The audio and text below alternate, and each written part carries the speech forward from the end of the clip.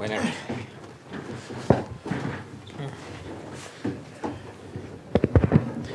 Ya, bien. Buenas tardes. Vamos a retomar nuestro tercer panel de la jornada de hoy. Les agradezco también por la paciencia. Comenzamos un poquito más tarde de la hora, como terminamos un poco luego de la una también. Vamos a dar inicio a este tercer panel que ya, digamos, va a estar enfocado en las experiencias más prácticas, aterrizando un poco las discusiones que tuvimos en la mañana, sociales y jurídicas, ahora a la realidad, digamos, de las organizaciones migrantes, ya sea aquí en nuestra región de Los Ríos o también la realidad nacional en la materia. Y para este panel vamos a tener a tres grandes invitados. En primer lugar, nos acompaña Pablo Valenzuela, que es, él es abogado, es director social del Servicio Jesuita Migrantes, ¿ya? Que viajó desde Santiago, así que le reiteramos los agradecimientos por haber estado dispuesto a participar con nosotros. En segundo lugar vamos a tener a Luis Palacio, abogado también, estudiante del doctorado en Derecho de esta facultad, y que nos va a exponer en representación de la ONG Migrantes en Los Ríos. Y en tercer lugar, aquí a mi izquierda, Pierre Richard Medor, representante de la VYP Consultant Limitada, y también él es académico del Instituto de Ciencias de la Educación de aquí de nuestra Universidad Austral de Chile. Para comenzar este panel voy a invitar a Pablo a tomar la palabra, que nos va a presentar una ponencia acerca de la migración en Chile, un panorama general desde el trabajo que desarrolla el Servicio Jesuita Migrantes. Vamos a Pablo. hacer lo posible. Bien, primero, darle las gracias a la organización, a Ramón, a Alejandra, a Pablo, a todos los que están detrás de esto. Yo creo que vale la pena mucho hacer estas cosas, vale la pena organizar, conversar de estos temas, y también agradezco la presencia de ustedes. Viernes en la tarde podrían quizás estar haciendo otras cosas, y también le agradezco por el tiempo que se dan para darle un tiempo de reflexión y conversación a un tema que es relevante para el país. Ya me presentaron, yo me llamo Pablo Valenzuela, estudié Derecho, soy abogado y estoy de director social del Servicio Jesuita Migrantes, que es una institución, una fundación fundada por la Compañía de Jesús, que existe hace 18 años y tiene un propósito que es trabajar por la promoción y la protección de los derechos de las personas migrantes y sus familias. A mí me gusta siempre ponerlo porque me parece un propósito súper claro que tiene que ordenar nuestra labor, ¿ya? ¿Y cómo hacemos esto? Ahí en una gráfica digna de un abogado, lo hacemos de dos maneras. Por un lado, junto a las personas migrantes, las informamos, les acompañamos, ayudamos a su organización, hacemos defensa de sus derechos con abogados, en cortes. Muchas de las acciones, los amparos que hablaban antes, ahí estamos nosotros. Nos fue bien el año pasado, de 30 ganamos 29. Y también, junto con eso, ¿no es cierto?, que es la labor propia de la promoción de derechos, de la protección, de la defensa, en los espacios fundamentales para ese ejercicio de derecho, cuáles son los servicios públicos, las escuelas, las empresas, que a veces se nos olvidan, los barrios, tratamos de construir transformación hacia la interculturalidad. Entonces tenemos una estrategia de doble entrada para producir este cambio que es necesario producir. Eso con la visión de una sociedad intercultural donde se respeten los derechos de todas y todos. Eso es lo que tratamos de hacer. Esto lo hacemos también en un trabajo en terreno, que tiene también reflexión.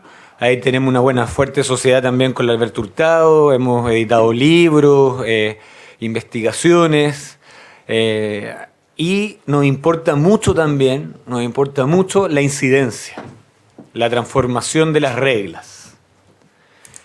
Voy rapidito para no... Esto siempre le pone algo de misterio, cambio ahí. ¿Qué hemos aprendido? Porque ya han escuchado a gente mucho más experta en teoría, pero igual desde la práctica vamos a tratar de teorizar acá, ¿no? Con respeto a los grandes profesores que estuvieron antes. Pero como practicantes de este tema también hemos aprendido algunas cosas. Primero, la importancia de establecer con qué lentes, así, con qué enfoque vamos a mirar el fenómeno de la migración, lo que sucede en cuanto a la migración. Es súper importante eso. Yo estudié Derecho en la Católica, se supone que es una buena escuela. Nunca me hablaron de que el derecho tenía enfoques, ¿no? Bueno, no sé si era tan buena tampoco. Pero sí, uno puede distinguir enfoques en la migración, ¿no?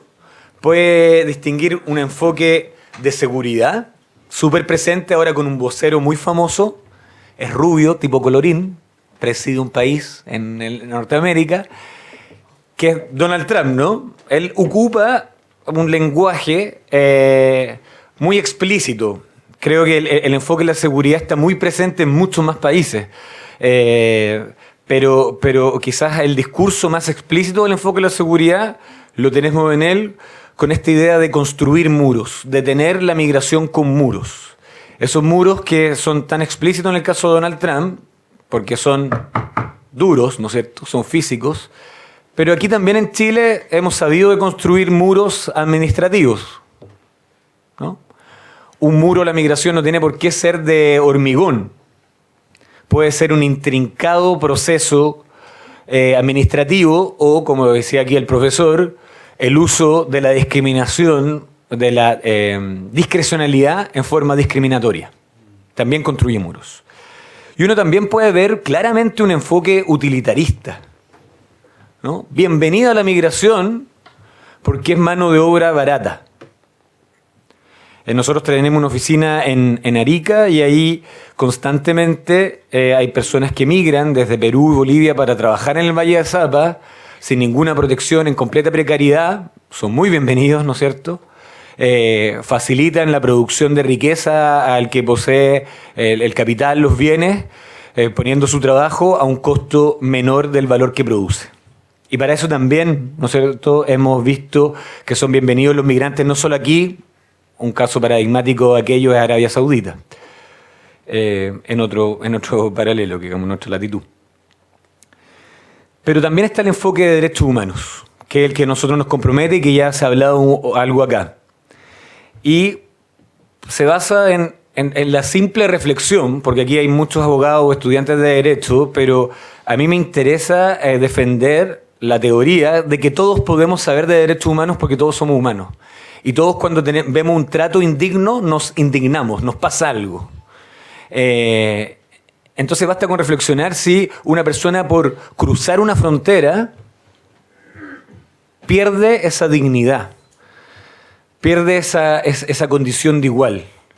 ¿Por qué se nos ha metido un poco en la cabeza que algo pasa cuando una persona, un hombre, una mujer cruza una frontera? Parece que algo cambiara en él que lo hiciera menos digno, que no lo hiciera ciudadano igual que los que ya estábamos acá.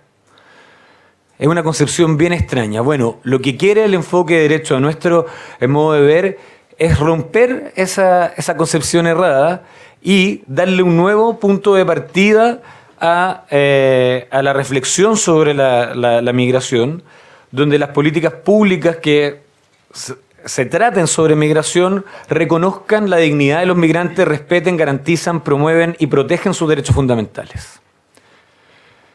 Para eso nosotros un aprendizaje fundamental. La institución no partió al tiro, oye, nosotros somos una institución con enfoque de derecho, allá en el año 2000, sino que lo aprendió dentro de su práctica como el enfoque correcto para trabajar en migración.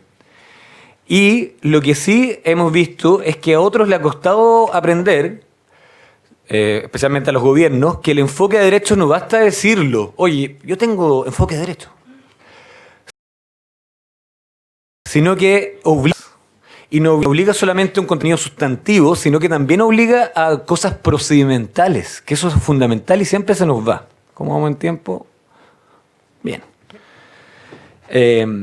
Uno, primero implica reconocer los estándares, ¿no? Hay estándares de derechos humanos, los derechos humanos tienen una existencia prejurídica, a mí siempre me gusta citar. Yo no soy católico, trabajo en una institución católica, pero yo no soy católico. Pero sí, las 6 religiones más importantes, más masivas, más globales, más influyentes en lo cultural, todas tienen la regla de no hieras al otro como tú no quieres ser herido. Todas, en sus textos originales. Entonces, los derechos humanos no los inventamos los abogados. Hay algo en nuestra humanidad, en nuestro reconocimiento desde lo humano que nos llama a esta igualdad. Pero ya que existen jurídicamente, es muy relevante en un sistema jurídico que se reconozca el estándar. Segundo, que se aplique una mirada holística. El enfoque de derecho, como bueno ya lo decía Ramón, no puede y exige que miremos todos los derechos que están en juego en una situación determinada para un sujeto dado.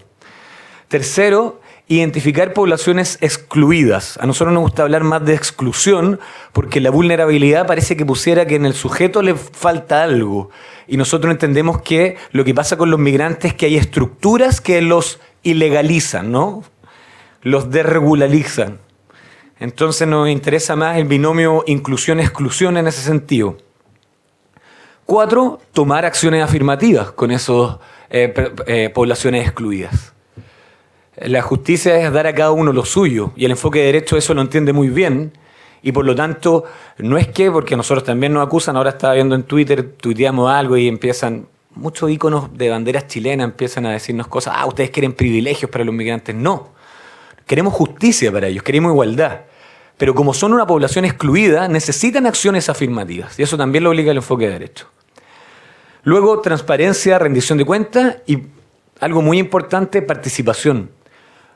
Una autoridad, uno puede delatar inmediatamente que no está utilizando enfoque de derecho cuando no actúa con verdadera y efectiva participación. Y eso es permitir que los ciudadanos incidan, transformen las reglas, que ellos sean parte de cómo, no solamente entender los derechos como una serie de servicios y beneficios que esa persona tiene, sino que también para un verdadero enfoque de derecho, esos ciudadanos tienen que determinar las condiciones, las formas, las maneras, el umbral de protección de esos derechos.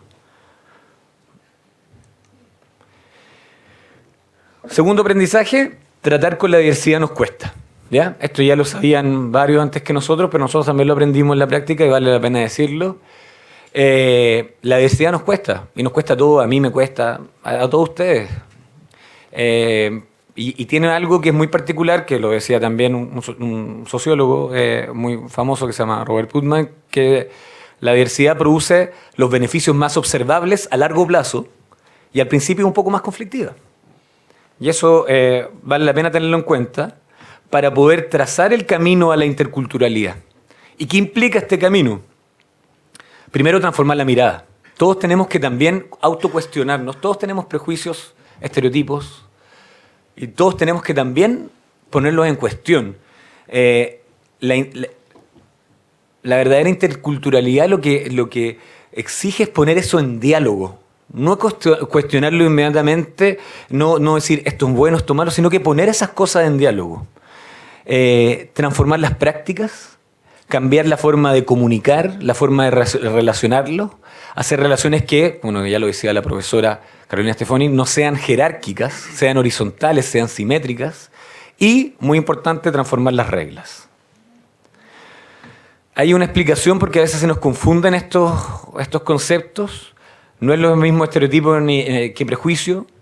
Y lo importante es reconocer que tenemos estereotipos, que probablemente vamos a tener prejuicios. Lo importante es cómo ahí los frenamos, los cuestionamos antes que se vuelvan en acción discriminatoria.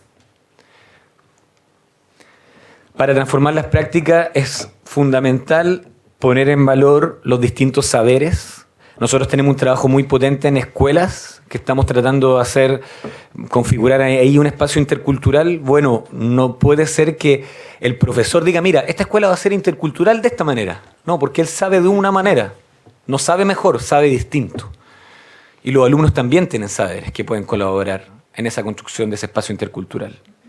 Es indispensable nuevamente la participación, diálogo, esa conversación que se da en horizontalidad, donde nos reconocemos mutua legitimidad. Tienen que ser procesos de larga data y por eso es fundamental para que estos procesos sigan tener metas de medios caminos. Hay que ponerse de acuerdo como son procesos participativos, hay que ponerse de acuerdo cómo va a ser este recorrido para transformar espacios en espacios interculturales, porque nos vamos a demorar. Entonces, para también no desincentivarnos como lección, por ejemplo, en nuestro trabajo en escuelas, es muy importante mostrar unos pequeños frutos entre medio de los procesos. Tercero, la relevancia de las reglas. Las reglas son muy importantes. Hay un profesor que yo le comentaba acá a Ramón, que a mí me gusta harto, es un migrante, es chino, migrante en Estados Unidos, y él dice que la política pública es poder congelado, ¿no? Y por lo tanto, como esto se trata de cambiar lógicas de poder, hay que incidir en las reglas. Un verdadero trabajo de transformación en el ámbito de la migración no va a ser tal si no logramos cambiar las reglas. Y eso significa el plan anual de una escuela, ¿no es cierto?, los estatutos de una junta de vecinos, las políticas y estrategias de una empresa, como la ley de extranjería y migración. Y a propósito de eso, y con esto ya voy terminando, voy en 14 minutos, ¿estamos bien? Perfecto.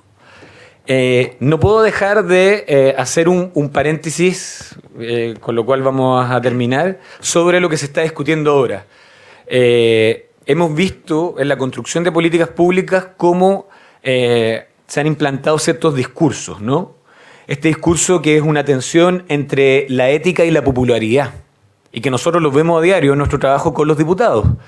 Muchas veces los diputados o senadores, autoridades distinguen que en migración hay que hacer cambios, pero dudan de la efectividad electoral de este tema. Porque si uno revisa las encuestas, hay mayorías que están a favor de el rechazo a la migración. Entonces ahí vemos una tensión. Otra tensión es entre el combate a la precariedad y la empatía. Nosotros trabajamos en terreno y vemos en barrios que son depauperados que también la gente tiene rechazo. Porque ahí también es fácil inyectar, hacer como la película, ¿no es cierto? Inyectar la idea, de incubar la idea de que los migrantes vienen a competir por ese cupo tuyo en el consultorio, ¿no? Es súper fácil hacer pelear, ¿no es cierto? Poner ahí 10 castañas y hacer pelear entre el migrante y el chileno por esas 10 castañas.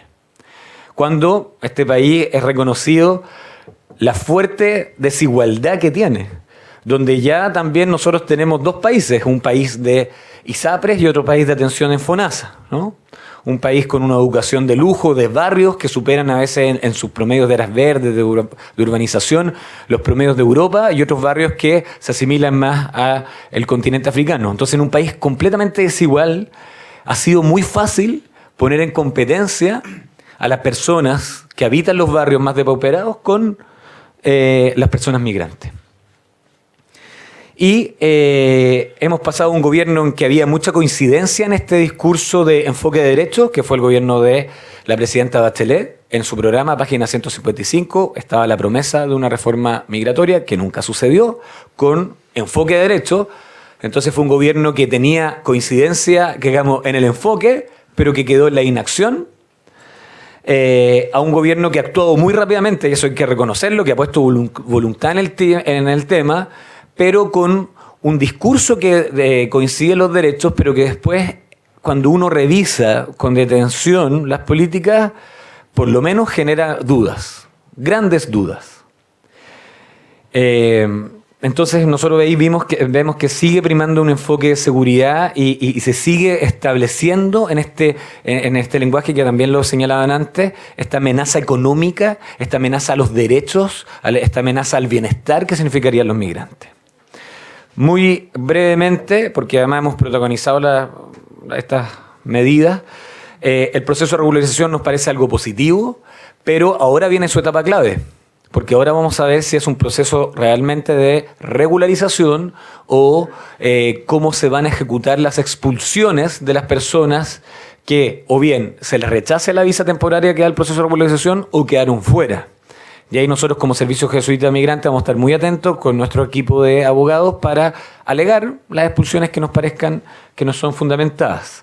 Lo de las visas consulares ya se señaló, nosotros fuimos parte de ese grupo de organizaciones, nosotros junto con la Clínica Alberto Hurtado, la Clínica Migrante de la Universidad de Compostela, el abogado Tomás Green, que de una manera impulsó que se pusiera este requerimiento a la visa consular de Haití, porque vemos que hay una discriminación, que hay una diferencia que no tiene suficiente razonabilidad. Y eso es lo que describe una discriminación, ¿no? Se puede hacer diferencia, pero la diferencia tiene que ser razonable. Y también vemos que se siguen tratando de implementar políticas contra la evidencia. Se sigue con esta fe de las visas consulares cuando con las visas consulares, y hoy día mismo ha salido en la noticia, nos ha ido mal. Nos ha ido mal incluso desde los fines del control, porque ha aumentado en los países, principalmente Dominicana, que es el caso más paradigmático, ha aumentado el ingreso irregular. Entonces, se sigue ahora con este gobierno, ¿no es cierto? Se aumenta la idea de que las visas consulares pueden plantear una solución cuando no lo son si no se responde al flujo real migratorio.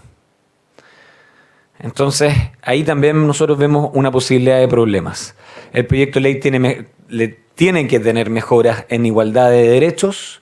Hay un problema serio en seguridad, la ausencia del derecho, la ausencia del derecho al acceso a la justicia, a un principio de interculturalidad que guíe la actuación de los funcionarios públicos en implementando esta ley, un debido proceso que se declara muy bien, pero que luego en el articulado no se cumple, incluso no se cumple con las indicaciones que se mandaron ahora, con el oficio que la Corte Suprema mandó el 2013.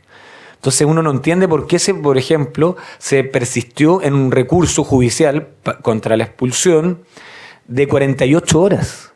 Porque claro, dicen, oye, lo subimos al doble, antes era 24. Claro, antes había que ser Jack Bauer para poner el recurso, ahora un poco más, pero no tiene ningún criterio de debido proceso aquello. Y además ya se hizo notar por la Corte Suprema y se insiste en forma, yo diría, contumaz. Y luego, uno no ve cómo va desde la institucionalidad que se señala, va a haber multisectorialidad en este proyecto. Por lo que decía, por las ausencias que tiene el Consejo, pero también porque el servicio es un órgano completamente ejecutor, no tiene en verdad la capacidad, el músculo para generar políticas multisectoriales. Y por último, el sistema de visas, que tiene un riesgo bien grande, que es en esta triada, ¿no?, de establecer estas visas consulares, donde no tenemos seguridad que vamos a responder al flujo real migratorio. Por otro lado, prohibición del cambio, el de la subcategoría migratoria al interior del país. O sea, las personas no van a tener más restricciones de cambiar su situación migratoria al interior del país. Y tercero, que ya se decía por el Instituto Nacional de Derechos Humanos acá, la obligación de denuncia de la irregularidad que tienen los servicios públicos. Eso configura, ¿no es cierto?, esa triada configura un riesgo grande de volver a tener una irregularidad estructural. O sea, que aumente la proporción de personas en irregularidad y que permanezcan en irregularidad y que no se acerquen tampoco a los servicios públicos y que sigan siendo más excluidas. Por último, también queda la pregunta que deja el proyecto de ley inconclusa, pero que tampoco lo puede responder solamente el proyecto de ley. Y ahí yo creo que estamos todos llamados a responder y a contribuir, que es dónde pasa la inclusión. La inclusión sucede en lugares. El migrante llega, ¿no es cierto?, se apersona en un lugar, vive en un barrio. Los municipios están completamente ausentes en el proyecto de ley y son quizás quienes han tomado más protagonismo en acciones que han significado inclusión. Entonces, es un proyecto de ley como que se queda un poco etéreo, yo diría, en cómo en verdad vas a generar un proceso de integración e inclusión. ¿Dónde van a suceder esos procesos? ¿Con qué competencias? ¿Con qué recursos? ¿Con qué políticas centralizadas? ¿Con qué criterios esas políticas van a poder acertar en medidas que apunten a esa inclusión? Y después tenía un video que les quería mostrar, pero no sé si hará tiempo en verdad. A ver. ¿Qué dice? Sí, no sé si con el audio sí. 20. A ver, lo probamos. Lo podemos ver después. Intentemos. Sí, dale, no. ¿Sí? No sé. ¿Funcionará?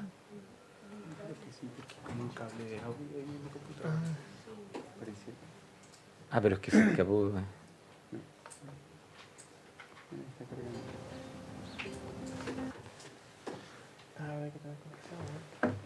Es que no se está viendo lo que está aquí en pantalla. Claro, no.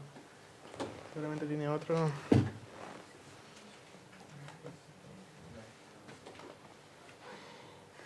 ¿No? No hay posibilidad para el video. Bueno. Pucha. No, pero no. No corre. Bueno, ¿les cuento el video? No. Muchas gracias.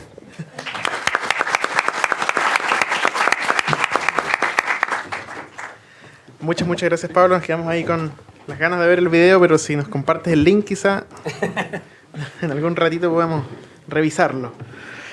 Vamos a continuar con nuestro tercer panel. Como lo presenté hace un rato, ahora vamos a escuchar a Luis Palacio, quien es abogado venezolano y estudiante del doctorado en Derecho de nuestra facultad, quien en esta ocasión va a exponer también como representante de la ONG Migrantes en los Ríos, y nos va a hablar acerca de la migración contextualizada a nuestra realidad local, o sea, la migración en la región de los ríos. Luis, tiene la palabra. Muchas gracias, Ramón. En principio, agradecer la amabilidad de los organizadores del seminario, el profesor Pablo Marchal y el profesor Ramón Mayorga, por permitirle a la organización Migrantes en los Ríos participar en esta instancia, que consideramos un espacio valiosísimo en términos de generar discusión en torno a un tema que es preocupación, y en la medida que asumamos esa preocupación y la convirtamos en acción, precisamente generaremos las políticas que el Estado chileno requiere para dar respuesta a este flujo o esta oleada migratoria de reciente data. Sin embargo, es importante destacar, y es algo que han reiterado quienes me antecedieron en el uso de la palabra, y es que precisamente Chile en su historia ha sido incidido por distintas oleadas migratorias, de distintas naturalezas, de distintas características, con diversos orígenes. Sin embargo, esta última oleada, que algunos estiman iniciada en el año 2014, de acuerdo a las estadísticas, tiene unas particularidades muy propias, y es precisamente que es un flujo migratorio esencialmente latinoamericano. Y eso, en cierta forma, requiere de una actuación del Estado chileno que precisamente responda a esa nueva realidad. Y además de ser esencialmente latinoamericana, es una oleada que crece exponencialmente día tras día, por lo que, como planteaba el Servicio Jesuita Migrante, urge precisamente que la institucionalidad responda a esa demanda de las comunidades migrantes. Yo quiero darle un enfoque a cada una de esas miradas desde lo local, desde lo que sucede en la región de los ríos y a partir de la experiencia de la organización no gubernamental Migrantes en los Ríos, que es una iniciativa de carácter social, esencialmente local, y que ha vivido una experiencia en el último año de conocer de manera muy cercana las realidades de las distintas comunidades migrantes que hacen vida en la región. ¿Sí? Por esa razón, yo no lo veo acá. ¿Sí?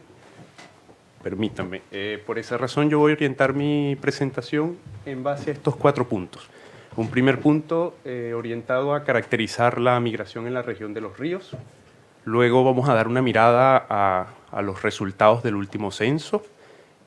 Advierto que los resultados del último censo deben ser tomados a beneficio de inventario o con precaución por algunas inconsistencias y en razón del factor tiempo donde fue aplicada la medición. A su vez, quiero comentarles algunas situaciones de vulneración que desde la organización hemos identificado. Y por último, mostrarles un poco de la actividad que ha desarrollado la ONG en el último año.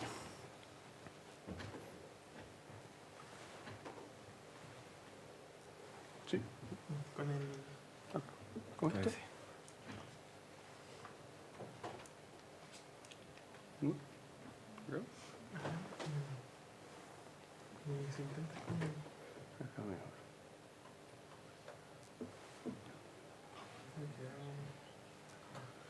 El video tiene algo. Sí, algo hizo el video. ¿Sí?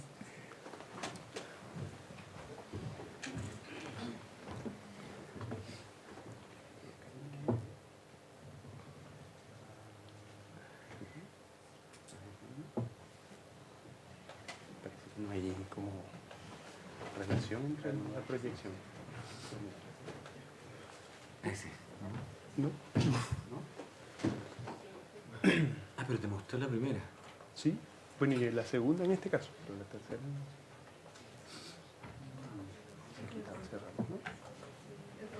No, si tiene el control. Sí. Controlar suprimir.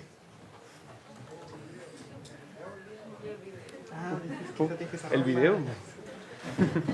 Ah, el boicot. Ahí sí. Ahí sí, mira. Ahora sí la funciona. Ahí sí.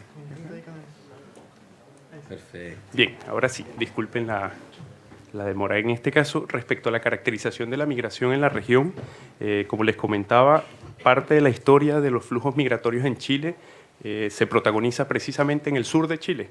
Y allí Ramón comentaba mucho más temprano respecto a las políticas que estimularon la migración, especialmente de la comunidad alemana, que tuvo una presencia importantísima y sigue teniendo una presencia importantísima en el sur, pero asentada especialmente en Valdivia. Este proceso, conocido como la instalación de los colonos, precisamente respondió a una política del Estado chileno para fomentar el desarrollo de la región y la ocupación del territorio. A su vez, a partir de este proceso se han generado otras oleadas de distinta naturaleza, como les comentaba, y la de último impacto, estimada en el año su inicio, en el año 2014, viene de cierta manera a diversificar los orígenes de las comunidades migrantes dentro de la región. De acuerdo al último censo, ustedes pueden observar allí cómo queda desplazada incluso las comunidades alemanas o las comunidades de origen europeo y empieza a generarse un crisol de nacionalidades en la región de los ríos, esencialmente de carácter latinoamericano, aunque mantiene su presencia muy marcada la comunidad argentina, que alcanza aproximadamente un 37% de la migración en la región. Sin embargo, ¿por qué la comunidad argentina tiene características distintas y diferenciadas del flujo latinoamericano reciente? Es porque hay unas relaciones, digamos, de afinidad fronteriza que de alguna u otra manera plantea un flujo migratorio de carácter constante entre los argentinos y la región. Lo que es distinto a lo que sucede con comunidades migrantes de otro origen, como en el caso de los colombianos, que son una comunidad quizás una de las más importantes que se ha asentado en la región, y posteriormente la comunidad venezolana y la comunidad haitiana. Este proceso o este flujo migratorio también tiene un atractivo, que lo comentaba en la mañana la profesora Yanira Zúñiga, y es precisamente la feminización del proceso migratorio. De manera constante, de manera frecuente y progresiva, las mujeres están tomando protagonismo dentro de las estadísticas del flujo migratorio y eso precisamente exige darle un toque desde la perspectiva feminista a los planteamientos o a las reclamaciones que se están haciendo en este momento a las autoridades chilenas, porque el hecho de que se incorpore la mujer al proceso migratorio implica la necesidad de una serie de protecciones especiales que vayan dirigidas a la consideración de su situación de género.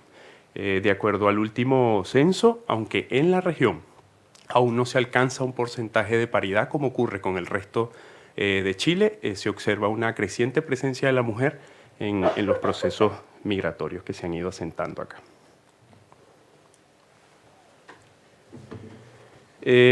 Otra característica de la migración que se asienta en la región es precisamente que es una migración esencialmente de carácter laboral, es decir, son hombres y mujeres en edad para trabajar y complementa precisamente este dato y que ha sido algo destacado en los distintos medios de comunicación por las autoridades y por las organizaciones, que es precisamente que esta mano de obra o la consideración de esta mano de trabajo es altamente especializada. La población migrante acumula estudios de carácter medio, técnicos y universitarios y en cierta medida hay una contradicción respecto al mercado laboral que los espera. Porque si bien es cierto, acumulan formación, el mercado laboral que los espera en Chile no precisamente satisface o responde precisamente a la formación que han adquirido en sus países de origen estos migrantes. El ejemplo que quizás podamos dar, y lo observamos en los distintos grupos de comunidades migrantes, es personas profesionales, por ejemplo, médicos, docentes universitarios, trabajadores de alta especialidad en sus países de origen que están desarrollando actividades de servicio como garzones o trabajando en empresas de alta complejidad y en cierta medida se desaprovecha un capital humano, aunque esto pueda tener una visión, digamos, que instrumentaliza la migración. creo que eso es uno de los aportes más esenciales que puede hacer la migración al futuro o eventual desarrollo económico de la región y de Chile en general. Como les comentaba, de acuerdo al censo realizado en el año 2017, la población migrante en la región de Los Ríos alcanza apenas el 1%. Esto dista mucho del porcentaje nacional de migrantes o, como conversábamos inicialmente, respecto al asentamiento de comunidades migrantes en comunas de Santiago, que excede incluso el 25% de la población de esas comunas. Por lo pronto, la comunidad migrante en la región es sumamente pequeña de acuerdo a los resultados del censo, pero reitero, esto hay que tomarlo y lo advierto así, en cierta medida considerando el factor tiempo de aplicación del instrumento del censo y al mismo tiempo las inconsistencias que pueda presentar, porque ya hablaremos de casos específicos donde esta información o esta data que el censo ha facilitado quedó por mucho rezagada, y especialmente porque en el primer trimestre de este año, por ejemplo, el boom o la explosión migratoria en la región ha crecido considerablemente. Allí tienen ustedes igualmente reflejados los porcentajes por comunidades y vemos cómo se va haciendo una comunidad migrante bastante diversa. De acuerdo al censo, somos el 1%, yo soy migrante, soy venezolano. De acuerdo al censo somos 3.848 migrantes en la región de Los Ríos. La primera comunidad migrante, como les comentaba, es la comunidad argentina, con unos 1.444 miembros. La segunda comunidad migrante, y digamos que es una de las comunidades que, aparte de la Argentina, se ha ido asentando por más largo tiempo en la región, son los colombianos, con 392 miembros. Luego los venezolanos, que es un flujo migratorio relativamente reciente, podríamos asociarlo al año 2015 aproximadamente, de acuerdo al agravamiento de la crisis social, económica y política que afecta a Venezuela, unos 200 venezolanos. Sin embargo, en mi grupo de WhatsApp somos 172 y ahí no están todos. Entonces, ahí empezamos a ver las inconsistencias entre el censo y la realidad. Y bueno, ya esto es más testimonial, pero yo estaba acá recién llegado a Valdivia cuando se desarrolló el censo y nunca fui censado. Quedé esperando, me hicieron la advertencia, no te puedes mover de tu cabaña porque te van a censar, y nunca sucedió. En todo caso, allí están esas inconsistencias, y estas son comunidades que, de acuerdo a los procesos posteriores como la regularización, alcanzan números mucho superiores, ¿no? Una comunidad peruana de 142, los ecuatorianos son 107, 88 bolivianos y 57 haitianos, y esto ya empieza de alguna u otra forma a desmitificar lo que la percepción generalizada o lo que se dice a través de los medios de comunicación implica el supuesto gran flujo haitiano o la invasión haitiana a Chile. No es cierto. ¿Okay? Esto, ninguna de las estadísticas, incluso las del censo que están rezagadas, responden a que la comunidad haitiana supere con creces a otras comunidades que se han asentado en la región y en Chile en general. Con relación a las visas otorgadas durante el año 2017, acá la Dirección de Extranjería otorgó 766 visas. En este caso estoy hablando de visas de toda naturaleza, visas por motivos laborales, visas por motivos profesionales o estudiantiles o de otras categorías que están previstas en la ley.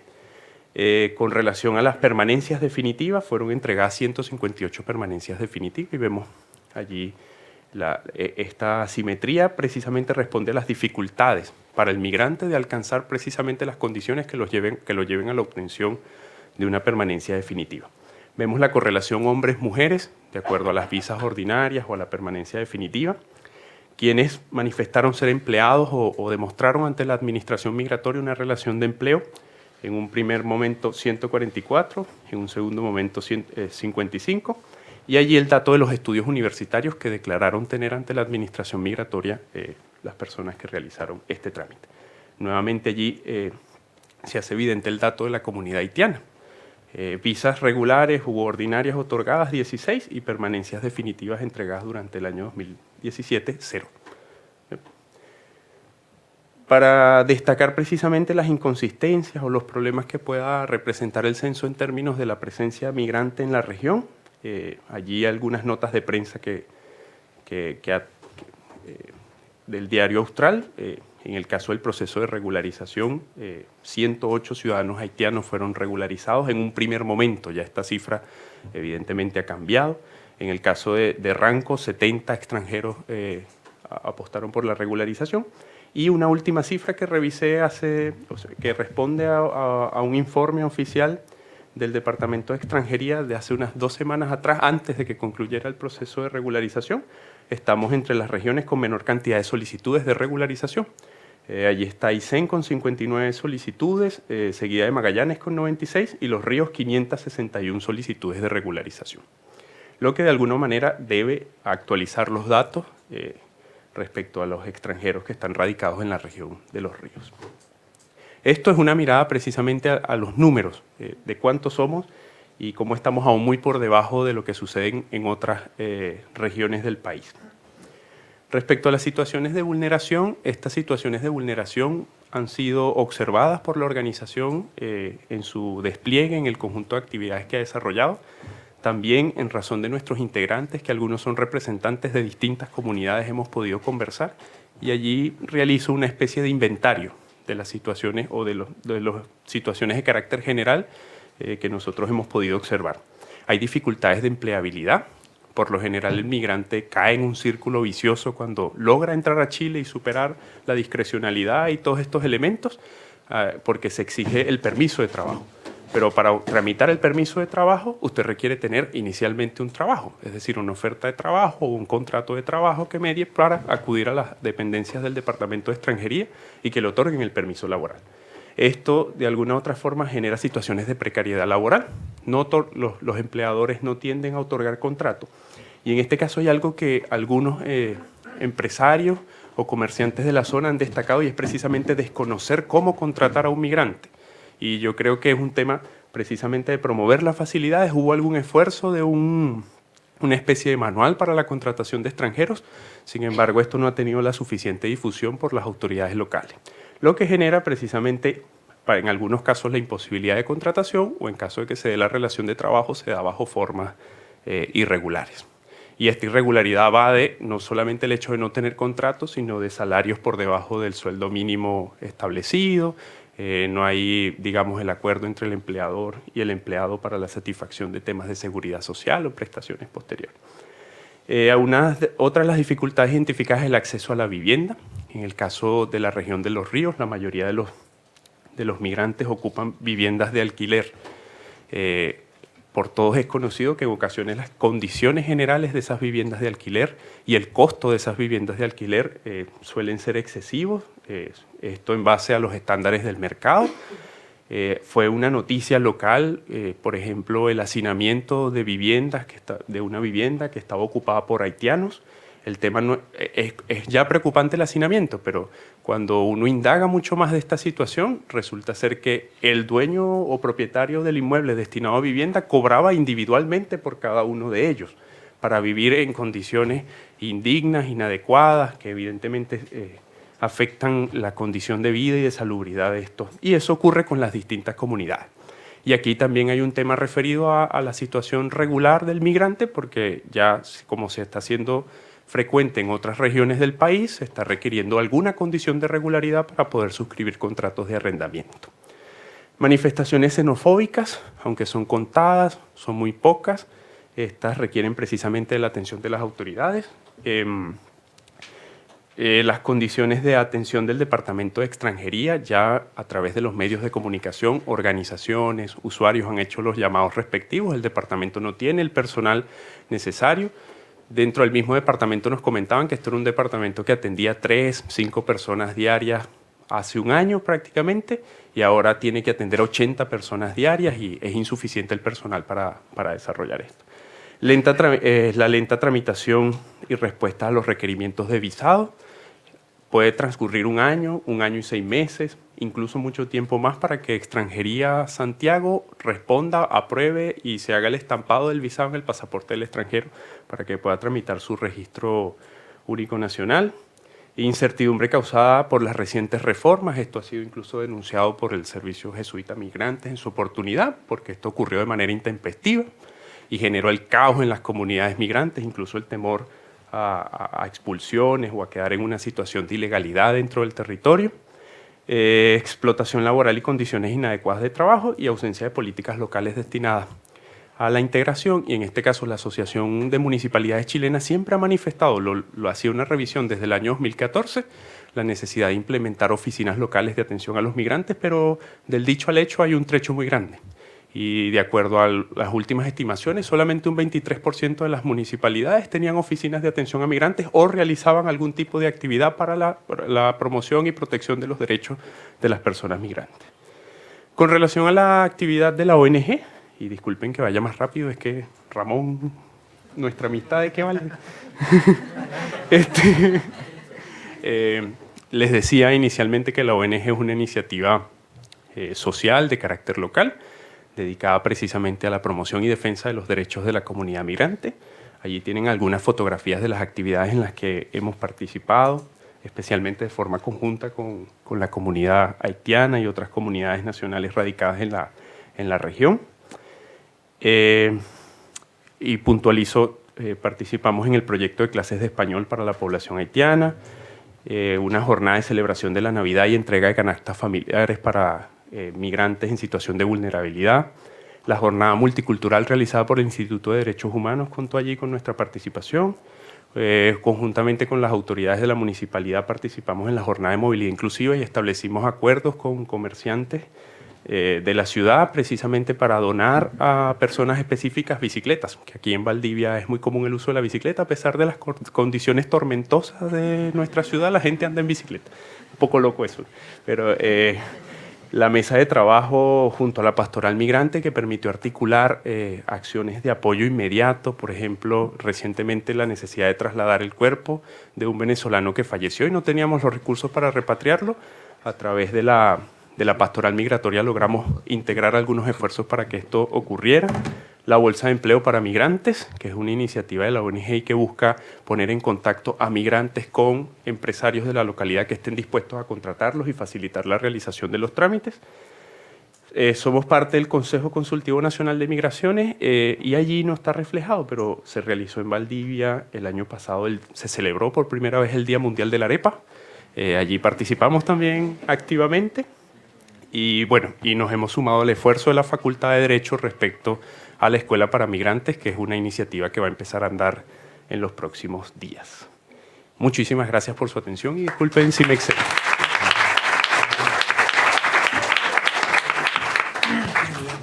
Sí. Muchas gracias, Luis, por tu presentación. Les recuerdo que al igual que sucedió en la jornada de la mañana, finalizadas estas 3 presentaciones, vamos a abrir una ronda de preguntas o de comentarios.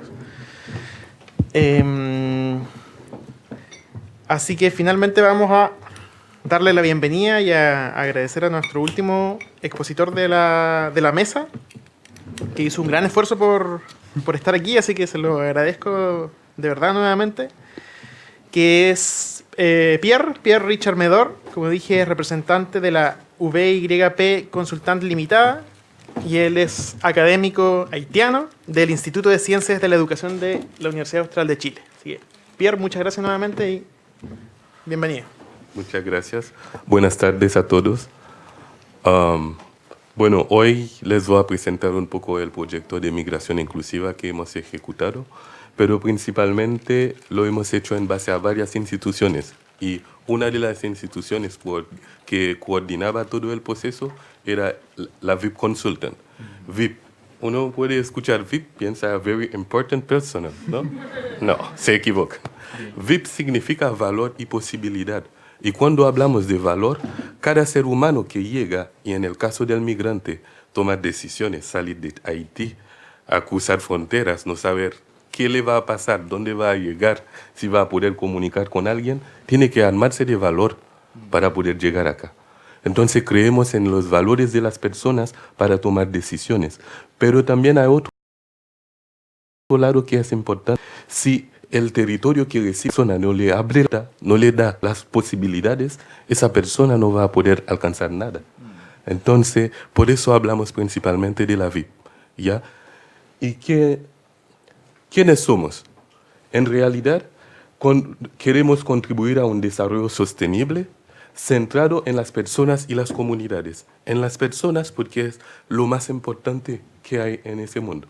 La persona como un sujeto de derecho, un sujeto igual a todo, ¿ya? Rescatando las riquezas, diferencias y capacidades de cada uno, desde una mirada promocional, inclusiva, intercultural y un enfoque de derecho. Hablamos desde una mirada promocional, porque muchas veces, y es más fácil a cualquiera ocupar la mirada asistencialista, ¿ya? Es más fácil apoyar, te doy una comida, te doy una polera y me deshago de ti, que acompañarte en el proceso, saber qué pasa contigo, conocerte. Entonces, desde la VIP Consultant tratamos de trabajar desde lo que es el vínculo, lo fundamental que permite entender al ser humano.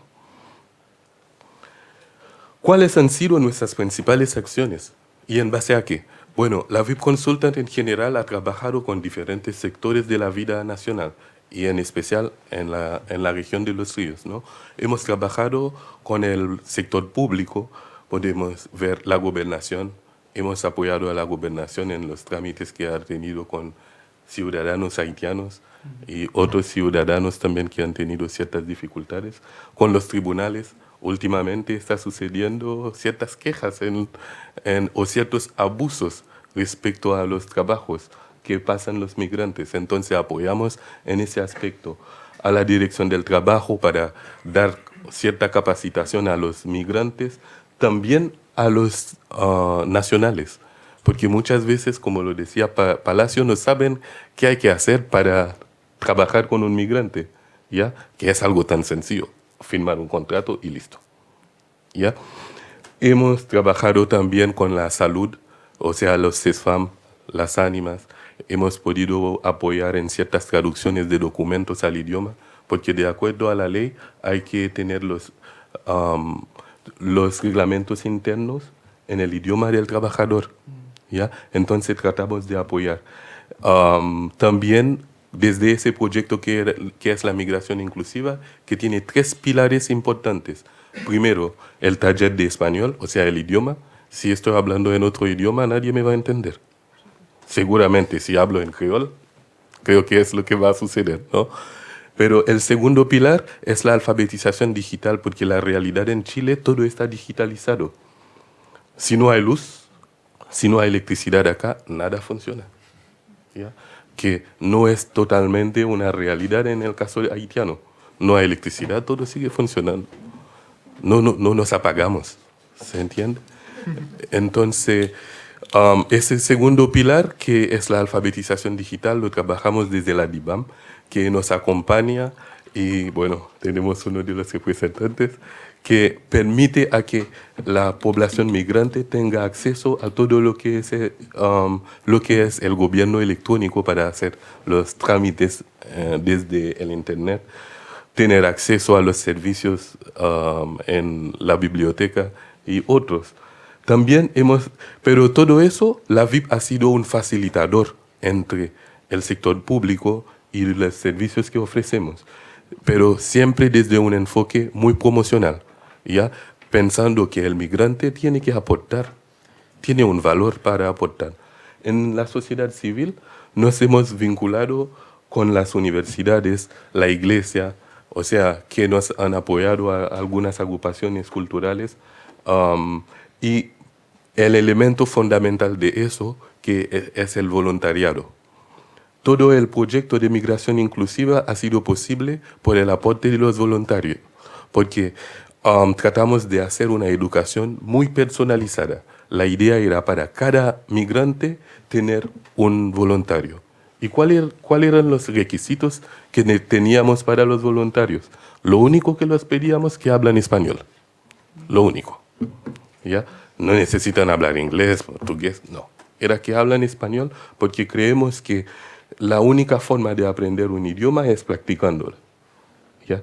Creo que ustedes han tenido experiencia en otro idioma, por ejemplo el inglés. ¿Quiénes han tenido inglés durante su formación?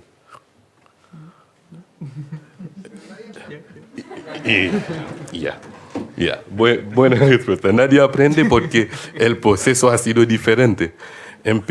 Cuando uno aprende un idioma, generalmente, ¿qué pasa con el niño, con el bebé? Primero escucha, luego trata de repetir lo que escucha sin entender, ¿ya? Después, que es el segundo elemento, el tercer elemento pasamos a la lectura y finalmente a la escritura. Pero ¿cómo fue el aprendizaje del inglés? Al revés.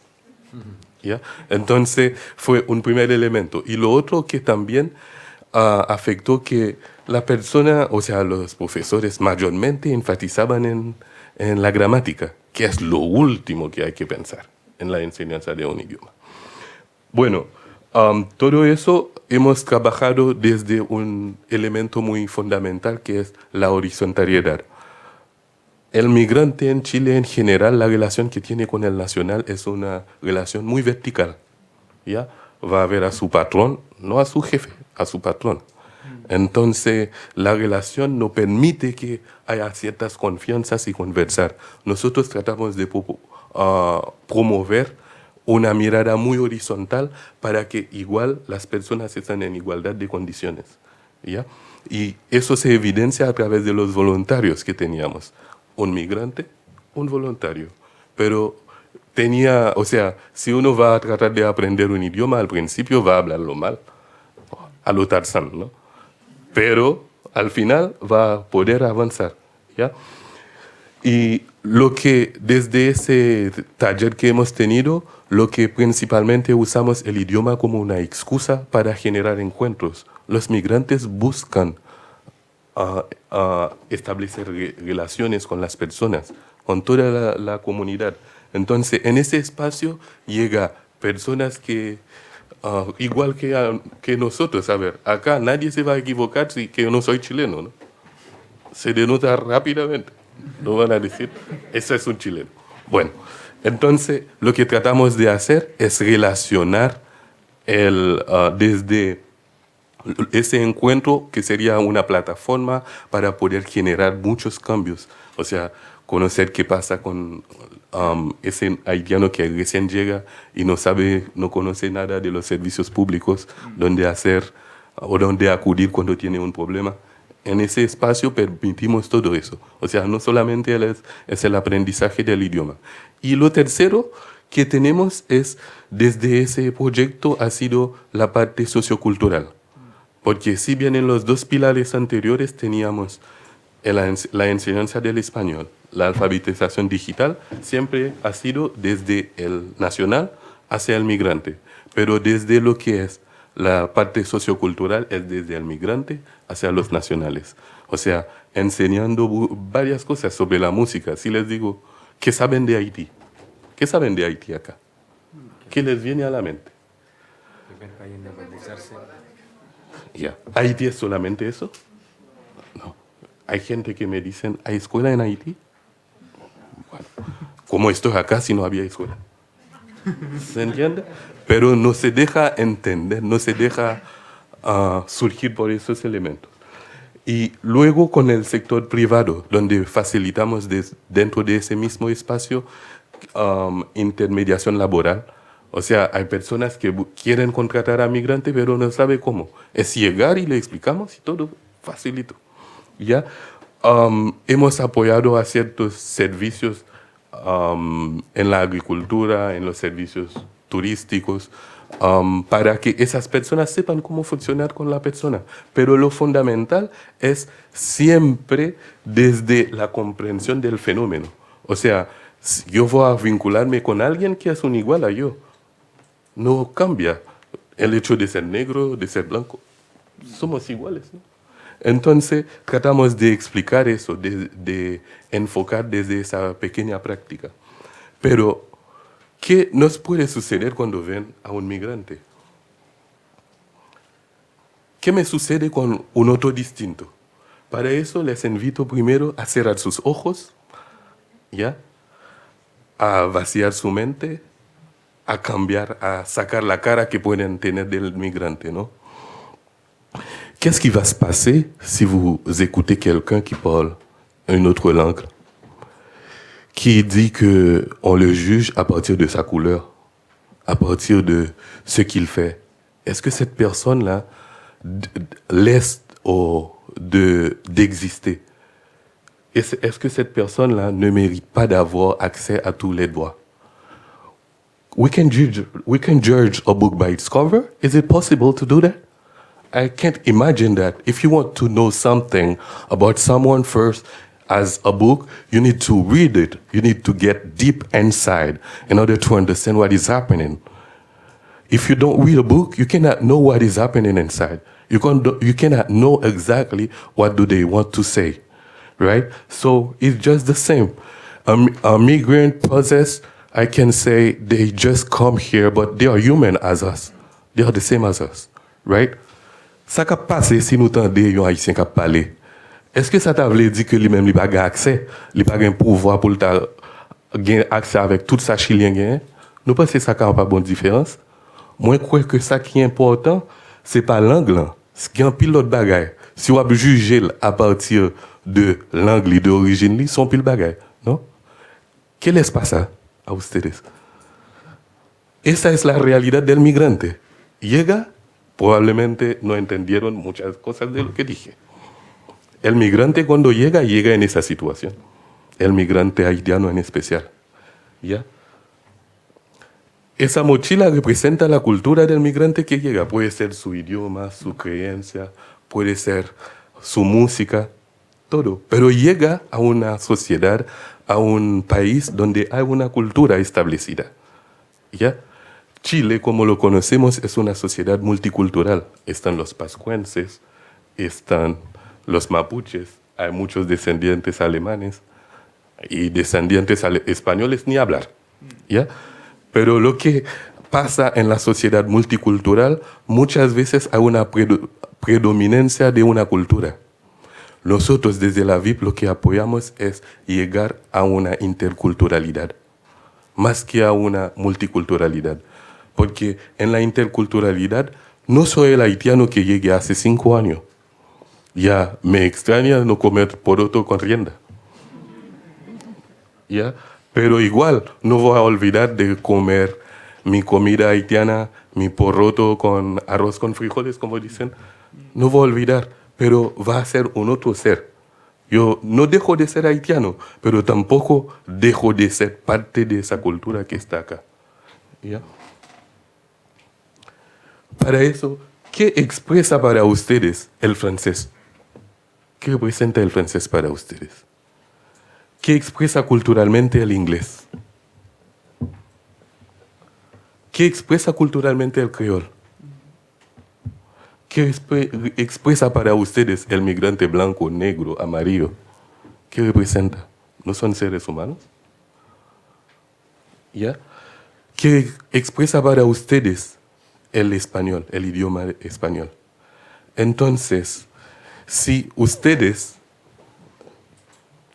desde el lugar en que observo, es como yo interpreto y como yo actúo. Si yo digo, bueno, viene de un país de habla inglesa, esa persona tiene dinero, puede entrar, tiene acceso a todo. Viene de habla francesa, o sea, sin discriminar a ninguno, ¿no? Pero no nos dejan pensar que el otro es uno igual. ¿Ya? Viene de Haití, bueno, nos viene a quitar trabajo. ¿Ya? O no sabe leer. No, somos seres humanos, ¿no? Hasta en la concepción de las palabras se hace diferencia. El migrante que no considero y luego el extranjero que acepto. Migrante y extranjero, ¿no es lo mismo? ¿No es lo mismo? El otro que me molesta o me asusta, no me importa, eso es de otros, es del gobierno. Pero, ¿quiénes están viviendo constantemente con el migrante? ¿No son ustedes? ¿Es el gobierno que está viviendo con eso? Creo que somos todos. ¿Me doy la oportunidad o no? Bueno, les voy a contar una pequeña historia. Hay un migrante haitiano que se llama Danila Ferrier, que dejó Haití durante la dictadura. Tuvimos una dictadura de 29 años, de 1957 a 1986. Y él salió, se fue a Canadá. Es actualmente uno de los autores, de los escritores más importantes de la literatura haitiana. Él se fue a Canadá y en diciembre de 2013 fue nombrado presidente de la Academia de Francia, Academia Francesa. Pero la anécdota que sale de eso es que él llegó a Canadá, hizo ciertas publicaciones, pero Canadá lo recibió y actualmente, sí, para los que hablan francés o las que manejan el tema, la Academia Francesa es lo que representa para los hispanohablantes la Academia Española, ¿no? ¿Ya? Un haitiano presidente de la Academia Francesa. ¿Por qué? Porque el territorio supo entender, supo darle las posibilidades. Él salió, sí, pero siempre como ser humano puede contribuir al mejoramiento de un otro. Para eso muchas veces encontramos, y es lo que pasa generalmente, tener temor al desconocido o valoración a lo diverso. ¿Lo diverso es peligroso? Lo diverso, al contrario, quiero que pudiera más enriquecer. Choque cultural o encuentro cultural. ¿Cuándo hay choque? ¿Hay choque entre los mapuches y los demás? En la sociedad chilena siempre, bueno, van a pacificar a la Araucanía, ¿no? ¿Sí? Entonces, ¿qué pasa? Hay una cultura que de alguna forma no se respeta. Pero si hay encuentro cultural, hay entendimiento del uno al otro. Mirada asistencialista o en contra de una mirada promocional. Como lo decíamos desde el principio, tratamos de apoyar al otro como es más fácil. ¿Qué es mejor? ¿No? ¿Enseñar a uno a pescar o darle un pescado? Si lo enseñamos a pescar, le permitimos tener su autonomía y avanzar, seguir, producir, contribuir a la sociedad. Pero si le seguimos dando, no le permitimos ser digno, ser una persona que puede producir. Para eso, y desde la experiencia del taller que hemos tenido, hemos podido trabajar desde un aprendizaje muy situado, un aprendizaje colaborativo y cooperativo, donde las dos personas, o sea, los actores, los voluntarios, los nacionales y los migrantes, contribuyen a un aprendizaje bilateral. Hay muchos que venían que decían, yo llego, yo creo que voy a enseñar, pero llegaron al final a aprender de los migrantes. Todo lo que hemos hecho fue en base a expresiones, bueno, durante el cierre del proyecto también tratamos de que la clase de español se inspira desde la realidad del migrante, ¿ya? El migrante, uno que va a aprender algo que no le interesa, nunca lo va a aprender. Pero el migrante que llega tiene que regularizarse, conocer todos los trámites, ubicarse en la ciudad. Desde ahí nos inspiramos, ¿ya? Siempre el elemento fundamental para nosotros, para poder entender al otro, es poder relacionarlo desde el vínculo. Si conozco al otro, conozco su historia, lo voy a entender más. Lo voy a tender la mano. Podemos caminar juntos. Tratamos de construir desde la inclusión, sin cultura predominante, porque hablamos desde un enfoque muy intercultural, ¿ya? Para mejorar la realidad de la región, de la sociedad como tal. Pero todo eso, como lo podemos ver, y es lo que sucede porque tratan de hacer una subcategoría entre migrante y extranjero, migrante y submigrante, lo que provoca lo que vemos ahora, no sé si lo habían visto, aporofobia. Aporofobia es el rechazo que tiene a lo que consideran como pobre. ¿Cuántos chilenos hablan otro idioma? La realidad migratoria, por lo menos, en el caso haitiano, por lo menos hablamos dos. Si miramos desde la pobreza, nunca le vamos a dar oportunidad. Sin embargo, si lo miramos desde la riqueza que tiene el otro, podemos intercambiar, podemos avanzar. Tratamos de romper, bueno, con los datos estadísticos, se vio, Haití ocupa la 6ª posición en escala de los migrantes. Sin embargo, eso que la resolución exenta 1965 plantea bloquear, plantea una serie de medidas, ¿no? Para eso, llegamos a esa reflexión. La migración inclusiva nos permite convivir mejor, mayor bienestar al ser humano. El migrante es igual que uno, ¿ya? Vínculo como sustento de las acciones humanas. O sea, si me vinculo con el otro, conozco su historia, me acerco, podemos transformar mejor a la sociedad. Y al final, como les pudiera decir, ¿cuántos son de Valdivia acá? Todos somos migrantes, los demás no son acá. Muchas gracias.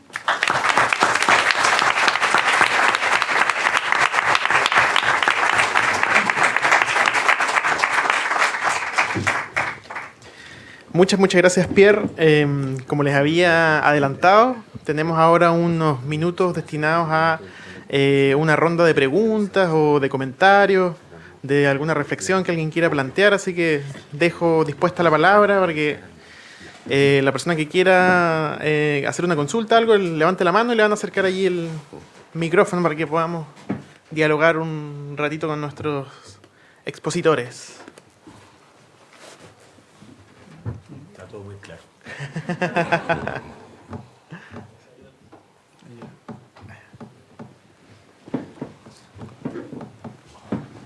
Buenas tardes. Quería hacer una consulta respecto del Servicio Jesuita de Migrantes.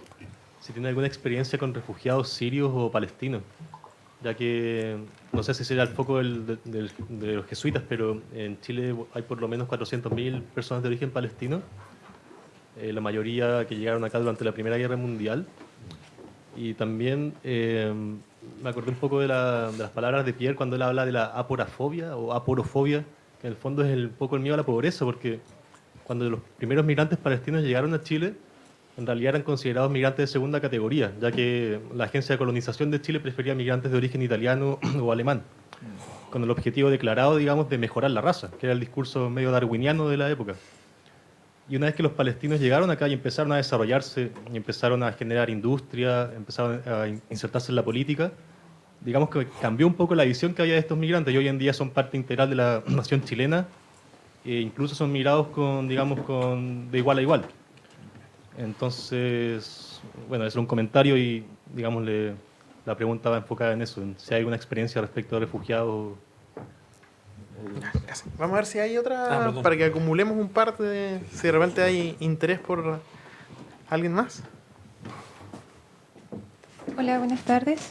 Tengo una pregunta que surgió en la mañana, en la mañana antes de irnos a almorzar, con respecto a la exposición de Jaime Baza, ¿sí?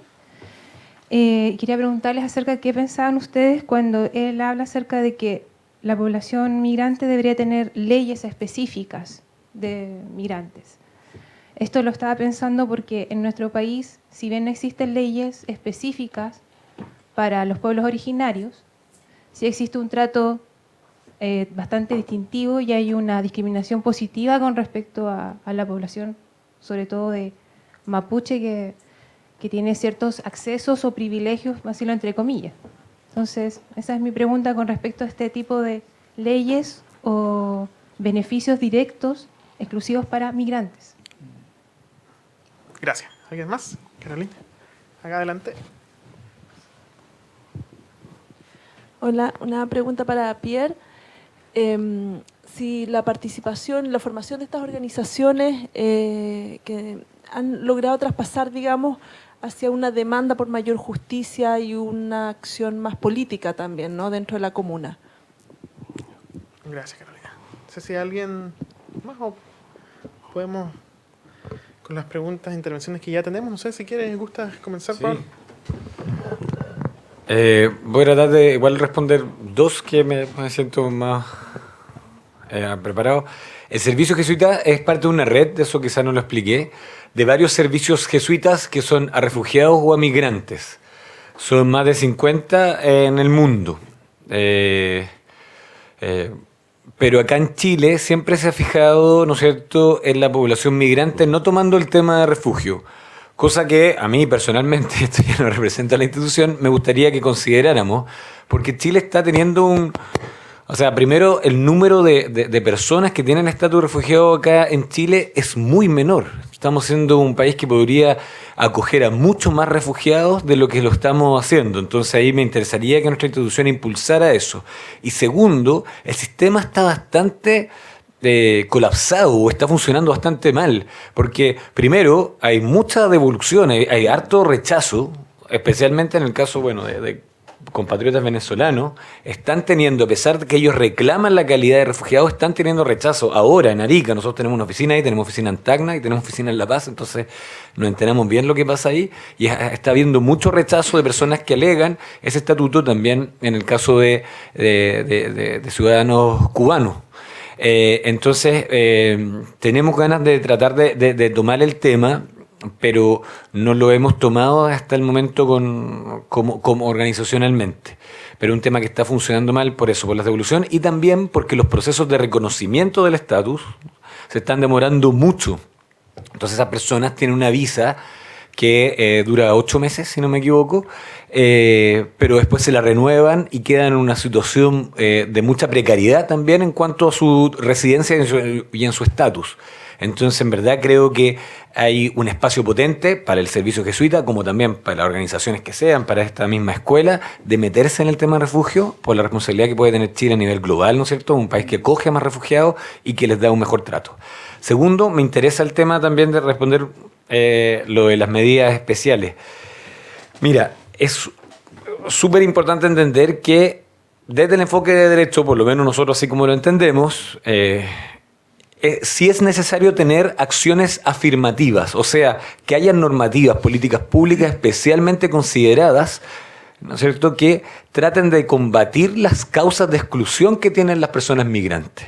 Y por lo tanto, por ejemplo, como lo señala la ley argentina y no lo señala el proyecto de ley chileno, sí se debiera contemplar la obligación del Estado de enseñar el español como lengua extranjera, por ejemplo, en los colegios. De tener, ¿no es cierto?, a funcionarios que tengan un especial entrenamiento, ¿no es cierto?, formación para el trato de la interculturalidad, que creo que ya lo señalaba el Instituto Nacional de Derechos Humanos. Y eso lo han contemplado las legislaciones. ¿Cuál es el problema? Que, por ejemplo, en legislación que tú citas que se ha hecho para los pueblos indígenas, es que esas legislaciones no se hacen participativamente. Si eso es lo que pasa, si en Chile también, y quizás siguiendo la línea aquí del profesor, tenemos un déficit democrático.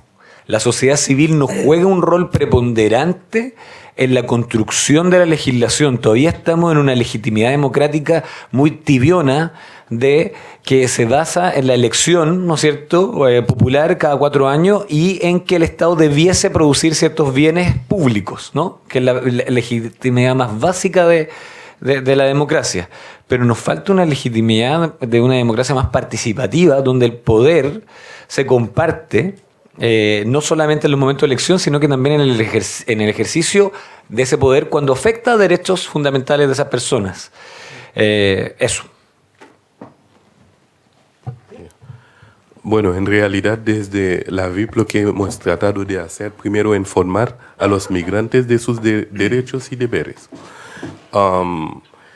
El 23 de abril, por ejemplo, cuando se inició todo el proceso de regularización, sin ninguna información de lo que iba a hacer, y lo hablo en especial en el caso haitiano, los haitianos que llegan a Chile, todos llegan en situación regular.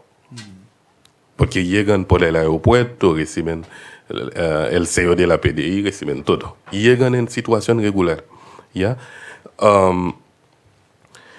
Lo que implica la resolución exenta 1965, y lo que vi, por ejemplo, ese día 23 de abril, había una población haitiana en extranjería.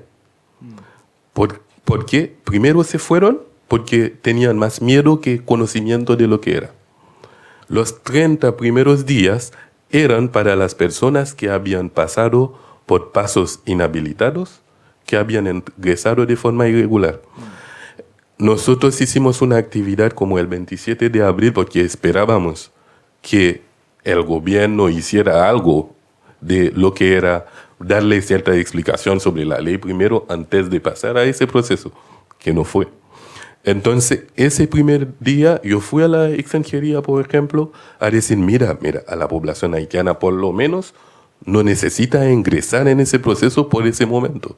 Los 30 primeros días pudieran ser para otros migrantes, porque ya que ellos en un base viene puntual, y creo que pudiera ser para otro migrante, que no necesitaban ingresar en eso. Ellos pudieran caber dentro de lo que son los 90 días, si es necesario. Ahora, todos acudieron porque tenían miedo. Porque, y desde lo que han hablado desde el principio, va a haber expulsión. Entonces, ellos van, primero no tienen acceso a la información porque está en español, o mayormente los que llegaron no habían tenido un cierto nivel de español. Entonces, no tienen un cierto acceso a la información. Luego, bueno, nos juntamos con abogados, uno que está acá también, que nos acompañó, para debatir de lo que es la ley. Presentarlo para que ellos tomen decisiones en conocimiento de lo que es la ley. Lo primero. El 18 de mayo hicimos lo mismo, o sea, antes del vencimiento de los 30 primeros días. Pero siempre tratamos de informar cómo pueden hacer. Por un lado. El año pasado, bueno, eso ha sido una noticia de la región, 57 haitianos que vivían en una situación de hacinamiento, bueno, infrahumana, que pudiéramos decir.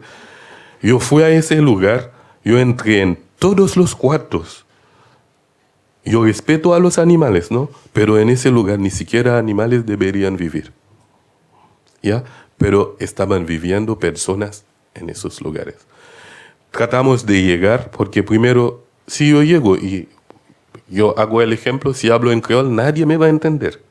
¿Ya? Entonces, si llega alguien y no sé de qué se trata, me asusto. ¿Ya? Entonces, llegamos para explicarlo de qué se trata, de que lo que hacían, o sea, los dueños de esa casa, era lucrar con ellos y ponerles en condiciones que no era necesario.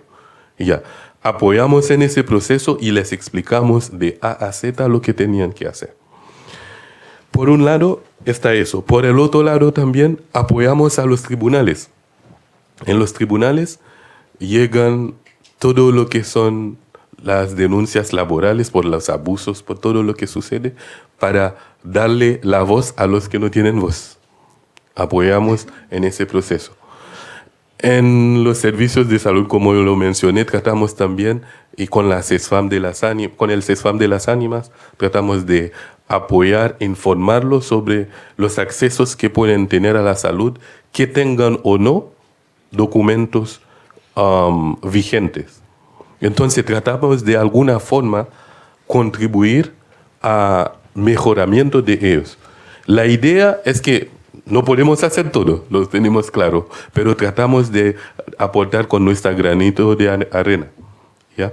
Y en otro espacio también, porque igual apoyamos a la gobernación con ciertos trámites que realizan con los migrantes. A mí, mi teléfono, todos los días me llaman, ¿qué pasa? Mira, hay tal ciudadano que tiene tal problema, ¿cómo lo podemos hacer? A veces acudo al espacio, a veces me llaman por teléfono, así hacerlo.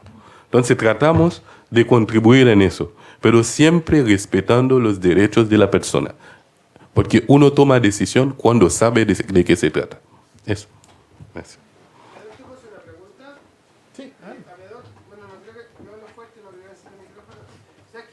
Yo no sé cuál es tu opinión o la opinión también de los panelistas en general, porque la verdad es que a mí me parece que el proceso de regularización ha sido un proceso diseñado con el objetivo de que la gente no se regularice.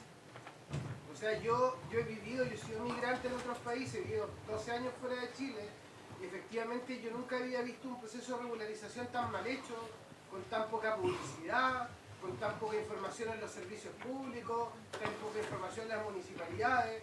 Es como, a mí me da la sensación de que es un saludo a la bandera con el objetivo de decir, nosotros dimos 1 o 2 meses para que la gente se regularice y después el que no, tenemos carta blanca para poder expulsar, para poder repatriar. Entonces, a mí esa es la impresión de que me da. Yo he vivido varios procesos regulatorios en Europa, en varios países, y efectivamente nunca he visto una cosa como tan banal, digamos, como la que se ha hecho ahora. Y por otra parte, quería preguntarles también al panel, yo tengo todo mi respeto para los amigos del pueblo venezolano, pero quería saber si ustedes consideran que si existe alguna intención política del nuevo gobierno a través de la visa democrática, con el objetivo de seleccionar de alguna manera, ¿no es cierto?, entre comillas, la clase de migrante que llega a Chile. ¿Por qué lo digo? Porque la persona, ¿no es cierto?, que hay mucho venezolano que llega, obviamente, con todo mi respeto del mundo, obviamente que es una persona que es contraria al gobierno de Hugo Chávez, ¿no?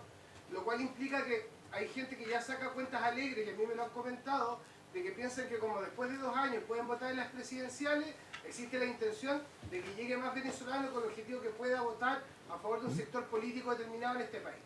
Entonces, a mí me parece bien en todo caso todo, ¿eh? Yo no soy ni chavista, el que es chavista me da lo mismo, pero me refiero al hecho de que yo considero, por ejemplo, que el haitiano está haciendo, y en general otro tipo de migrante, existe una especie de maltrato. Y yo creo que el proceso regulatorio, yo creo que ha sido sumamente perjudicial.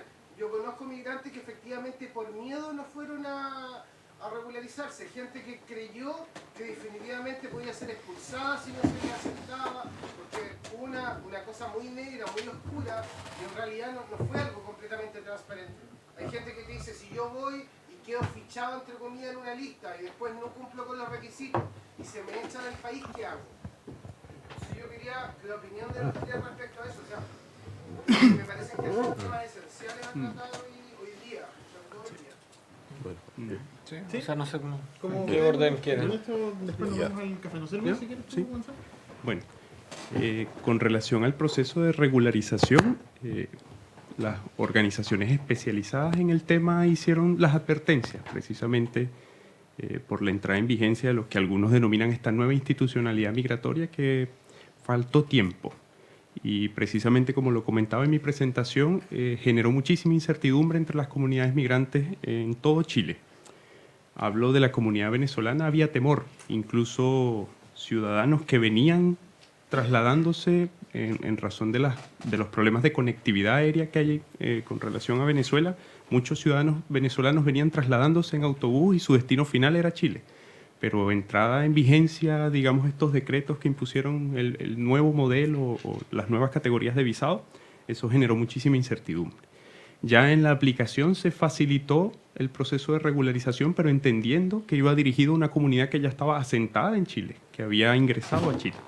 Y eso, de alguna u otra forma, son, entre otras, las objeciones que se han realizado al proceso de regularización.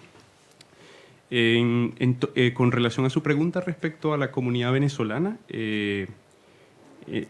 entendemos esta manifestación del Estado chileno quizás como un gotero o un embudo. De hecho, el propio canciller chileno reconocía recientemente que había más de 20.000 solicitudes de visa de responsabilidad democrática. Yo tuve la oportunidad antes de venir a Chile de realizar trámites en el consulado chileno en Caracas. Es un consulado bastante pequeño y solamente están habilitados para la tramitación de esta visa de responsabilidad democrática el consulado en Caracas y en Puerto Ordaz. Hasta ahora el mismo canciller reconoció que de las 20.000 solamente 2.000 han sido aprobadas y efectivamente las aprobadas, pues las personas deben trasladarse. Que haya una intencionalidad política o con relación al otorgamiento de una visa consular preferencial, no creo que sea así. Y allí hay que tener en cuenta que el extranjero o el migrante para poder votar en Chile requiere por lo menos de 5 años, de acuerdo a la Constitución política, de 5 años de avecindamiento en Chile. Y yo creo que esa opinión le hace un flaco servicio y en cierta forma desconoce la grave situación económica, social y política que está viviendo Venezuela en este momento. Yo creo que la opinión política de los migrantes venezolanos es muy diversa y puede sorprenderle incluso el crisol de opiniones políticas en torno a las distintas facciones políticas que hoy juegan a la vida democrática en Chile. Puede sorprender incluso las posturas que se puedan tener allí. Como le dije, en un principio se aplaudió esta iniciativa, el establecimiento de una visa preferencial, pero luego cuando vemos que el consulado no cuenta con la estructura necesaria para satisfacer esa demanda, vemos que simplemente lo que se creó fue un gran embudo de dejarnos a todos allá solicitando la visa democrática y que puedan llegar a cuentagotas los venezolanos. Esto incluso podremos contrastarlo con otras políticas migratorias que países de la región han tomado respecto a la situación de Venezuela. Por ejemplo, Perú, el otorgamiento del permiso temporal de trabajo, prácticamente de carácter inmediato al ingresar a Perú. En el caso colombiano también, en virtud de las relaciones fronterizas, se han establecido ciertas condiciones para facilitar la compra de alimentos en territorio colombiano para los venezolanos, y sorprendió muchísimo la medida. Quizás la clase política chilena hace uso de la situación política venezolana con muchos propósitos, ¿okay? Para imputarles a unos y a otros el favorecer o no posturas, pero creo que no se está viendo la dimensión humana de nuestra tragedia, y eso creo que es muy importante. Sí.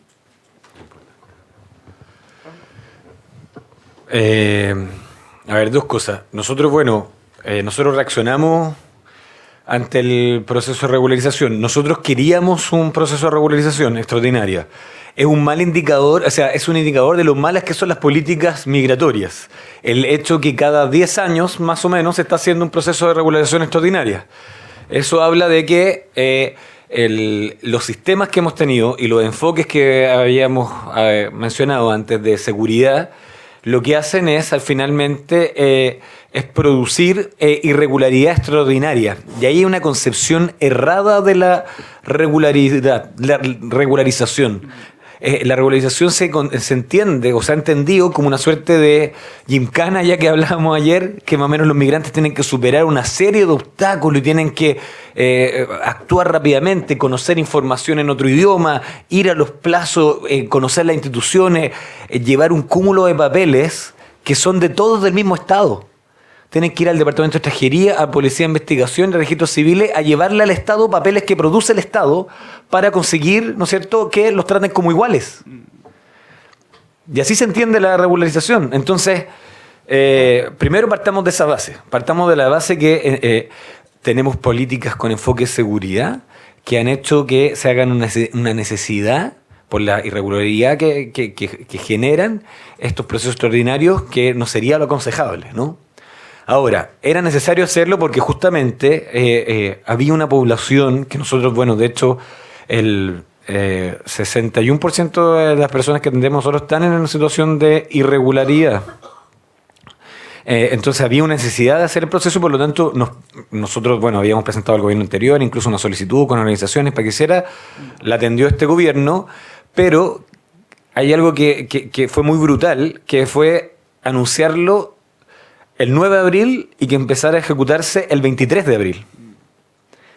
Y nosotros, el Servicio de Gestión de Migrantes, por ejemplo, el 9 de abril hicimos una capacitación en la Universidad Alberto Hurtado para funcionarios públicos y se repletó porque los funcionarios públicos no sabían cómo iba a funcionar este proceso de regularización.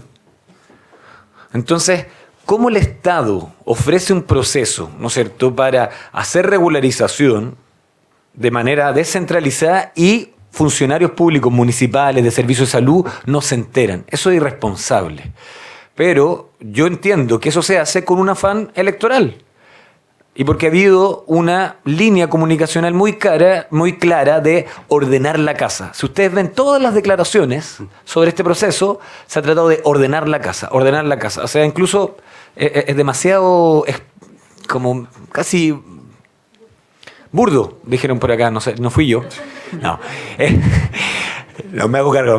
Ha sido burdo comunicacionalmente este afán. Entonces, ahí yo creo que, ¿por qué no hacer las cosas bien? Porque en verdad, si vamos a tomar el enfoque de derechos humanos, entendámoslo también así. ¿Por qué no citar a las organizaciones que de hecho había un consejo que estaba conformado y por este gobierno también se desmanteló este consejo y no haber mostrado ahí las políticas que se dicen, oye, queremos tomar estas medidas, queremos hacer estos plazos, y la participación se le tiene miedo cuando la participación mejora las políticas públicas. Eso está también súper estudiado. Entonces, también ha habido esos defectos. Ahora, ¿qué hemos hecho nosotros? Nosotros, como somos una organización institucionalizada, perdona que me extienda en esto, pero esto es importante porque sigue el proceso. Nosotros igual hemos llamado a participar en el proceso. ¿Por qué? Porque marginarse es solamente continuar en la irregularidad, mientras que las expulsiones que se vengan, que nosotros creemos que van a haber expulsiones, y van a haber Por algo, o sea, la resolución misma lo señala y toda la comunicación política señala aquello. Pero por lo menos las expulsiones, y eso los tribunales han sido protagónicos, tienen una forma de pararse. A través de las razones que ya también se exponían, ¿no es cierto?, del arraigo de las personas, del debido proceso con que se tomó la expulsión, detenerlas. Y ahí tenemos que estar los abogados que estén acá formando parte de este ejercicio, de este proyecto, como también las organizaciones apoyando para que, si es que hay expulsiones, que sean última medida y que sean casos sumamente justificados, que sean excepcionales, verdaderamente. Eso. Bueno, de acuerdo a la resolución exenta 1965, lo que se ha podido ver primero, que hablaron de un plazo, el 9 de abril plantearon el tema, el 16 hubo otro plazo y el 23 de abril empezó la marcha, ¿sí? Y eso yo puedo hablar de dos aspectos. Primero, los migrantes que ya están en Chile antes del 8 o antes del 16 y hasta antes del 23, ¿ya? Y los que están por llegar, digo están por llegar, no es que estoy planificando que van a llegar, ¿no? Para no entender. ¿Ya? Los que están por llegar, que también va a tener una condición muy diferente. Ahora, vamos a suponer una persona que llega acá en diciembre de 2017. Llegó a una ley vigente que está en aplicación. Y yo insisto, se trata de una resolución exenta, no es una ley. ¿Ya? A una ley vigente que aplica, que dice, para tal persona se puede hacer, para tal migrante hay que seguir así. ¿Ya? Esa persona llega en diciembre de 2017. En abril ya lleva 4 meses acá, ¿no? ¿Ya? Y le dicen, o sea, quizás puede llegar y tiene su trabajo porque el migrante está sujeto a un contrato laboral para entrar a regularizarse. ¿Ya? Entra, puede ser uno que consigue trabajo y ya tiene todo su proceso andando, y otro que no tenía, o sea, sus documentos. Pero esas personas entraron antes de la resolución exenta. Se supone que se debe aplicar desde la ley que está vigente, ¿no? Si me equivoco, los abogados me pueden ayudar en eso. ¿Ya? Ahora llega esa resolución exenta que dice que esas personas tienen que entrar a regularizarse. Hay muchos que tenían contrato, que ya tenían todos los trámites hechos, que se fueron por miedo. Y llegaron, les dieron un papel diciendo que están registrados. Y el dilema con ese papel, una vez que tú lo tienes, no te permite trabajar. ¿De qué estamos hablando? ¿Quién puede vivir acá sin trabajar? ¿Quién puede? Y ese proceso puede demorar hasta 14 meses. ¿Ya? O más. Me dan un papel que no me permite trabajar y me dicen esperar 14 meses. ¿Qué chileno puede pasar 14 meses sin trabajar? Ya. Es caso muy especial, muy excepcional. No es la mayoría. No hay 1 millón de diputados. Pero ¿ya? ¿Qué chileno puede pasar ese momento sin trabajar? ¿Ya? Y el migrante está sujeto a eso. ¿Ya? Luego, ¿cómo vemos lo que puede pasar en eso? No, estoy contestando implícitamente a tu pregunta, para entender, ¿no? Pero tenemos los que están por llegar. ¿Ya? Yo fui a la Embajada de Chile en Haití. La Embajada de Chile en Haití tiene como 5 personas para atender a una población de 10 millones. Sacaron a la gobernación provincial de Valdivia acá y lo pusieron en la embajada. O sea, la persona que sale es que está buscando un bienestar. Que haya ley o no, va a salir porque su deseo es buscar un bienestar. Ahora, una embajada que ni siquiera puede atender 100 personas al día, va a atender como por lo menos 2 millones. Puerto Príncipe tiene más de 3 millones de personas. ¿Cómo esa persona, desde esa ley, va a poder entrar en ese proceso? Dijeron, desde esa misma resolución exenta, tienen un cupo de 10.000 personas para Haití. Ahí entra una subcategorización de migrantes. El haitiano tiene tal, el venezolano tiene tal, el español tiene tal. ¿Entiendes? O sea, yo respeto a que cada estado puede aplicar su política, pero creo también que es necesario que sean claros en lo que dicen. O sea, cuando digo que sean claros, no me van a juzgar con una ley sin saber de qué se trata. Creo que primero deberían informar a esas personas de qué se trata y luego aplicarlo. Y si miramos el plazo del 9 de abril al 23, bueno, tratan de hablar con cualquier chileno del proceso de regularización. ¿Qué les va a decir? ¿Cuántos saben de ese proceso? Ahora imagínense para los migrantes. Entonces, es muy difícil. Creo que la misma situación puede suceder en Venezuela, porque pusieron 2 lugares bien especial para hacer los trámites. Venezuela tiene más de 10 estados. Bueno, mucho más que 10 estados. Bueno, entonces, ¿qué pasa con Venezuela? Que es gigantesco para atender a esas personas. O sea, complica todo el proceso. Piensan hacer una selección, pero desde un foco muy, ¿cómo decir? No lo explican, pero que está muy implícita. O sea, si llegan españoles, marcha blanca. Llegan franceses, marcha blanca. Pero empiezan a llegar latinoamericanos, africanos, no pueden aportar. Creo que ustedes pueden sacar las conclusiones que está detrás. Gracias. Bien. Muchas gracias a nuestros 3 expositores.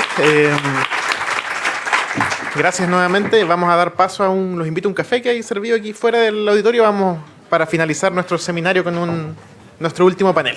Muchas gracias.